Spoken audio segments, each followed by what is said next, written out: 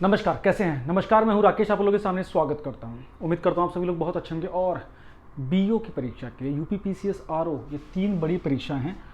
उसके लिए ये एक प्रकार से डे नंबर 1 है या पहली क्लास है, कक्षा नंबर 1 है, जिसमें हम लोग शुरुआत करने जा रहे हैं कुछ ऐसे क्वेश्चनों से जिससे आपको आभास हो कि किस तरह के प्रश्नों को आपको तैयार करना है, जो निकट भविष्य में परीक्षा में पूछे जा रहे हैं। अब बहुत से लोग ना प्रिपरेशन के लिए, मतलब जब हम बात करते हैं कि प्रीवियस ईयर हो या उस तरह के क्वेश्चंस हों जैसे परीक्षा में पूछे जा रहे हैं, तो पूरा हम पुराने क्वेश्चंस को लेकर चलते हैं। वर्तमान अब में जिस प्रकार के क्वेश्चन पूछे जा रहे हैं वो क्वेश्चन, वैसे क्वेश्चन आप लोग के सामने होंगे। आपको इन 3 परीक्षाओं के लिए एटलीस्ट ये लेवल पकड़ के चलना होगा। मैंने मिक्सअप करने की कोशिश की अलग अलग विषयों के क्वेश्चंस को, ताकि आपको आसानी हो। पीडीएफ नहीं, ट्रेडिशनल तरीके से करेंगे और डिस्कशन के साथ चीज़ों को लेकर आगे बढ़ेंगे। देखते हैं फटाफट। पहला क्वेश्चन आप लोग के सामने है। मैं बता दूं कि ये बिल्कुल से पीसीएस लेवल या उसके समकक्ष जो परीक्षाएं हैं उसके लिए खास तौर से है। ये 3 बड़ी परीक्षाएं, बीईओ मतलब ब्लॉक एजुकेशन ऑफिसर, खंड शिक्षा अधिकारी, यूपी पीसीएस और आरओ। उम्मीद है कि इस वर्ष में आपको 3 परीक्षाएं, बड़ी परीक्षाएं देखने को मिलेंगी। पहला क्वेश्चन ये क्या बोल रहा है? National clean air programme. अब देखिए, नेशनल, राष्ट्रीय स्तर पे एक प्रोग्राम शुरू किया गया था बेसिकली कब? 2019 में, है ना। तो क्वेश्चन यही आया था कि क्लीन एयर प्रोग्राम इंडिया में कभी शुरू किया गया? 2019 में शुरू किया गया।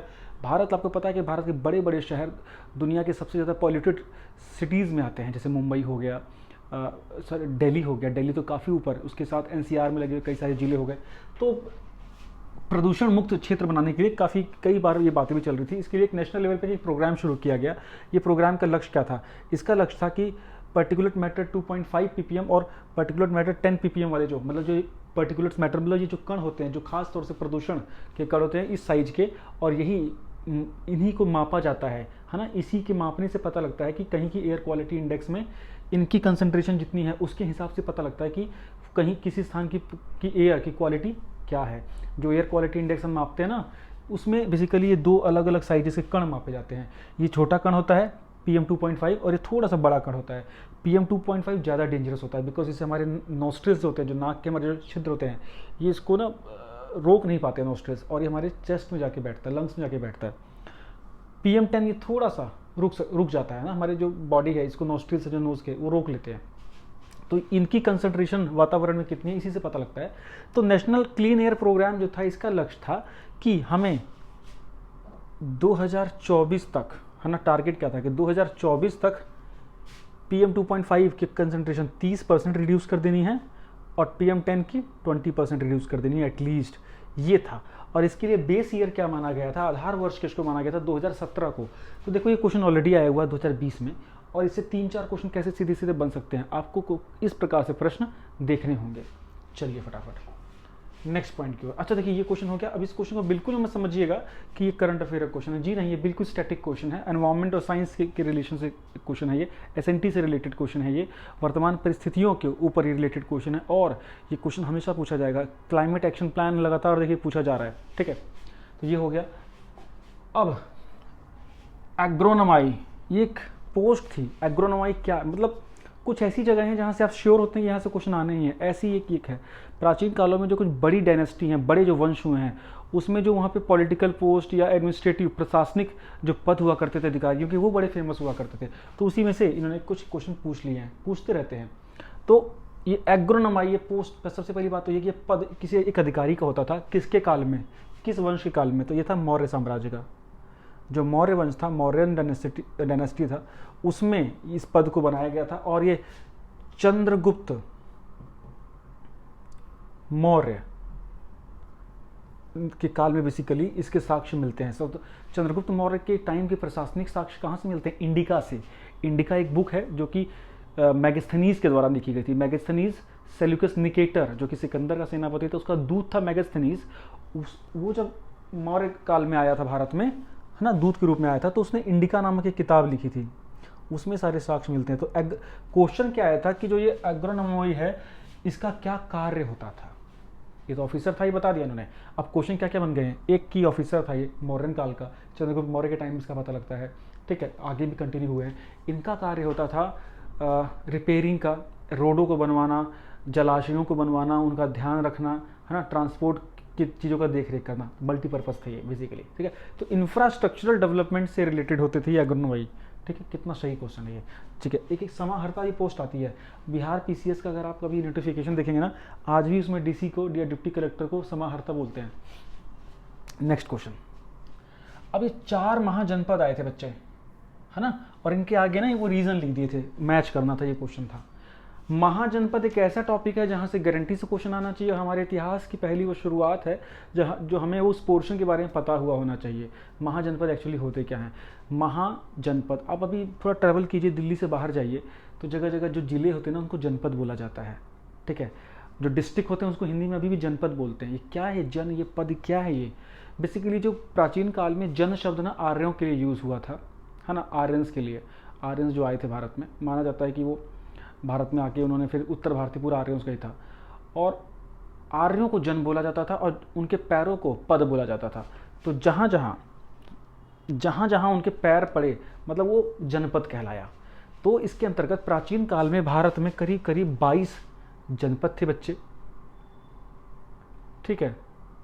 मतलब छोटे राज्य कह लीजिए इनको, छोटे राज्य, है ना, 22 थे जनपद। और अब थोड़े समय के बाद थोड़ा और ये डेवलप्ड होके, है ना, मतलब इसमें कुछ जनपद आपस में मिक्स हो गए, 16 महाजनपद बने बच्चे। मतलब महाजनपद मतलब बड़े साम्राज्य, जो कई जनपदों को मिलके एक साम्राज्य बन गया, वो महाजनपद कहलाया। तो सब मिला के 16 महाजनपद थे, मतलब 16 बड़े कंट्रीज कह लीजिए उस टाइम पे, 16 बड़े साम्राज्य कह लीजिए उस टाइम पे। प्राचीन भारत में 16 बड़े साम्राज्य थे जिनको महाजनपद बोला जाता था। उसी में से 4 जनपदों के बारे में पूछा है कि मत्स्य कहाँ था, कुरु कहाँ था, सूरसेन कहाँ था, अस्मक। कोई सा ही पूछ सकते हैं, पेपर में भी पूछा गया पिछली बार भी। क्या करो, 16 के 16 रट लो, ये रहा। पता है ऐसे पढ़ना है, मजा तब आएगा आपको, यू नो। अपने को टाइम पास नहीं करना ना बच्चे, ऐसे पढ़ना है अपने को। देखो 16 जनपद। अब सबसे पहले यहाँ से शुरू करते हैं। तक्षशिला आप देख रहे हैं कहाँ है? ये रहा आपका सॉरी ये कंबोज है। कंबोज ये मतलब कश्मीर के आसपास के इलाका, रजौरी का जो हज़ारा का क्षेत्र, ठीक है। तक्षशिला ये अफगानिस्तान में, कहाँ पे? अफगानिस्तान, पेशावर। ये जो पेशावर है बेसिकली अफगानिस्तान और पाकिस्तान का बॉर्डर का क्षेत्र, नॉर्थ वेस्ट फ्रंटियर प्रोविंस जिसे बोलते हैं ना, बिल्कुल पश्तूनी इलाका है। वहाँ पे तक्षशिला था। भारत की जो बहुत सारे जो संत या कह लीजिए जो शिक्षक थे वहाँ से जुड़े हुए थे, चाणक्य भी से जुड़े हुए थे। तो तक्षशिला वर्तमान में कहाँ पे? रावलपिंडी और पेशावर का जो इलाका है, ठीक है। अब देखिए दूसरा सूरसेन। अब इन्होंने पेपर में देखो सूरसेन ही पूछा था, ये देखो सूरसेन पूछा था। सूरसेन कहाँ पे है? वर्तमान का मथुरा जो है, एट प्रेजेंट मथुरा जो है वो सूरसेन है। दिल्ली, मेरठ, हरियाणा, कुरु, इंद्रप्रस्थ, यही जो महाभारत में सुना आप लोगों ने, है ना, वही। तो कुरु इंद्रप्रस्थ का इलाका, दिल्ली मेरठ हरियाणा के आसपास का इलाका, जो एनसीआर का आसपास का इलाका है, वो कुरु के नाम से जाना जाता है। अब इसके बाद पांचाल। पांचाल का इलाका जो रुहेलखंड के आसपास का इलाका आपको देखिए ना, बरेली, बदायूं, फर्रुखाबाद, पांचाल, ये आपका पांचाल है। यहाँ आपका मथुरा के पास सूरसेन था। ये दिल्ली आपका कुरु हो गया, ठीक है, क्लियर है। अब इसके आगे आएंगे ना, ईस्ट की तरफ आ गए तो कोसल। कोसल मतलब श्रावस्ती, उत्तर प्रदेश का सबसे पिछड़ा क्षेत्र है। श्रावस्ती महात्मा बुद्ध से बहुत ज़्यादा जुड़ा हुआ है, वहाँ बहुत सारे साक्ष्य भी हैं सारनाथ की तरह। तो श्रावस्ती वर्तमान, कौशल जो साम्राज्य था वो वर्तमान का श्रावस्ती डिस्ट्रिक्ट है, ठीक। उसके बाद है मल्ल देश, मल्ल महाजनपद, वो कहाँ था? आज का कह सकते हैं बस्ती का इलाका, गोरखपुर, संत कबीर नगर के आसपास का इलाका, है ना, वो हो गया मल्ल, ठीक। उसके बाद काशी, वर्तमान का वाराणसी, आज भी काशी के नाम से जाना जाता है। फिर आ जाइए थोड़ा आगे बिहार में आ गए हम, वज्जी। वज्जी में वर्तमान का गंगा पार वैशाली का इलाका जो है ना, गंगा इस पार पटना है, गंगा उस पार वैशाली है ना, मिथिला, ये सब पूरा मतलब गंगा पार करेंगे तो वैशाली, मुजफ्फरपुर, दरभंगा वगैरह सब आता है ना, वो रीजन था वज्जी का। इसके बाद अंग देश, मतलब बीच में बिल्कुल, वर्तमान का भागलपुर, मुंगेर के आसपास का एरिया, जो मगधी का इलाका, मगधी भाषा का, ठीक है। उसके नीचे मगध, वर्तमान का पटना। मगध मतलब सबसे मजबूत साम्राज्य हुए हैं वहाँ भाई ना, सत्ता की पूरी वहाँ धुरी हुआ करती थी। उसके बाद नीचे आए तो कौशाम्बी, यहाँ आपको दिख रहा होगा कौशाम्बी, इलाहाबाद के पास। कौशाम्बी, आज भी कौशाम्बी आपको दिखेगा इलाहाबाद के आसपास, ठीक है। अब देखिए चेदी वंश, सॉरी चेदी महाजनपद, ये कहाँ पे है? बुंदेलखंड के आसपास, ये महोबा, सॉरी ये आपका जो झांसी के आसपास का जो इलाका है, ठीक है, ये हो गया डन। इसके बाद अवंती, उज्जैन बहुत फेमस है, अवंती उज्जैन, या माहिष्मती भी बोला जाता था। माहिष्मती ये वर्ड आप लोगों ने किस में सुना था? बाहुबली में। इसके बाद आप थोड़ा सा अगर हम चलेंगे, थोड़ा सा ये, अब नीचे अगर आ जाएं आप, इसको मैं डिलीट कर दूंगा, इस इमेज को मिटा दूंगा। अब देखिए हमारे थोड़े से सदर्न इंडिया के जो कुछ हैं वो थोड़ा सा ध्यान देना जरूरी है। अश्मक, देखो इन्होंने अश्मक पूछा था, है ना, इस क्वेश्चन में देखो इन्होंने अश्मक पूछा था। तो अश्मक आपको कहाँ दिख रहा है?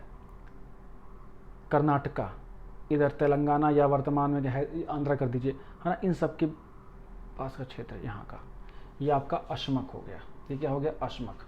मत्स्य मैंने बता ही दिया था, ये जयपुर अलवर के आसपास का इलाका था, मत्स्य के इलाका। क्लियर हो गया। ये आपके जो 16 महाजनपद थे रट लेंगे, काम खत्म। ये जो इमेज है मैं टेलीग्राम में डाल दूंगा, ठीक।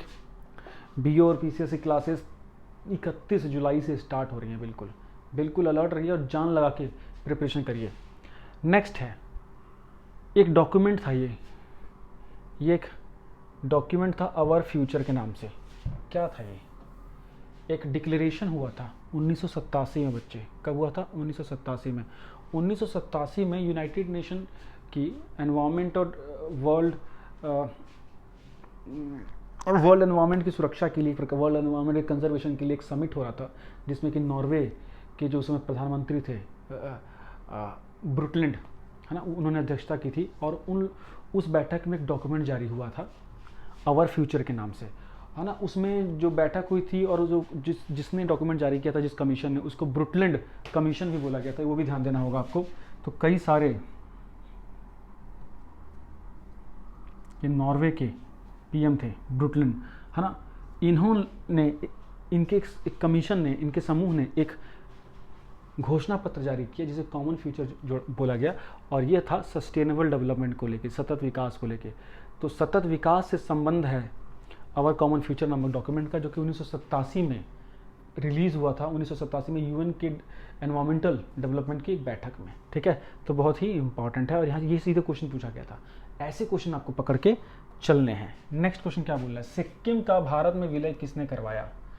सिक्किम का भारत में विलय 1850 के आसपास हुआ था। उस समय थे वायसराय लॉर्ड डलहौजी। 1848 से 1856 तक रूल किया, है ना। भारत में पहली क्रांति के मुख्य कारक माने जाते हैं। डॉक्ट्रिन ऑफ लैप्स बहुत फेमस इन्होंने चलाया। इनके काल में ही ब्रिटिश इंडिया के हिस्से में, ब्रिटिश इंडिया में विलय किया गया था सिक्किम का। इस चीज़ को ध्यान दीजिएगा। डन। एक और क्वेश्चन देखें तो अब ये कुछ सामाजिक और आर्थिक सिस्टम है। क्वेश्चन दिया गया था कि ये कहाँ कहाँ पहले, अब कुछ रह गए हैं।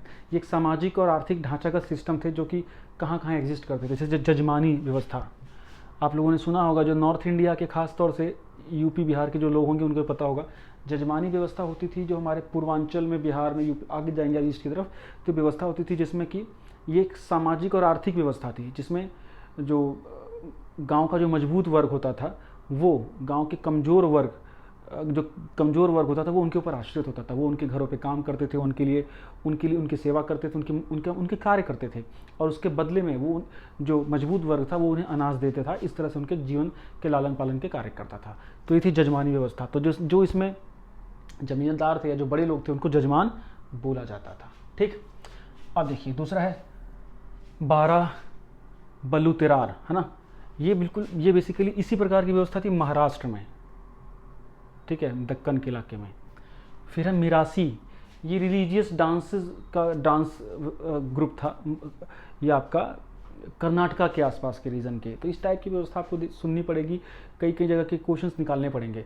तो इसीलिए ना, जैसे ये क्वेश्चंस होते हैं गाइडों में, एक क्वेश्चन आपको मिलेंगे नहीं, ये क्वेश्चंस मिलेंगे जब आप स्थापित किताबें पढ़ते हैं और साथ में सही गाइडेंस लेते हैं। बुक्स का रोल कभी ख़त्म नहीं होगा, ये निश्चित है वाकई में। ये क्वेश्चन सिर्फ ग्लिम्स था। आपको इस लेवल की प्रिपरेशन अगर करेंगे तो हमें एक अच्छी टक्कर बना के रखेंगे। अदरवाइज़ सिर्फ हम अपने को सांत्वना देने के लिए, अपने को खुश करने के लिए अगर हम चीज़ें पढ़ते रहेंगे तो शायद हम सही डायरेक्शन में नहीं जा पाएंगे। उम्मीद करता हूँ ये लेक्चर आपको अच्छा लगा होगा। नेक्स्ट लेक्चर में मिलते हैं। Thank you so much. Bye bye.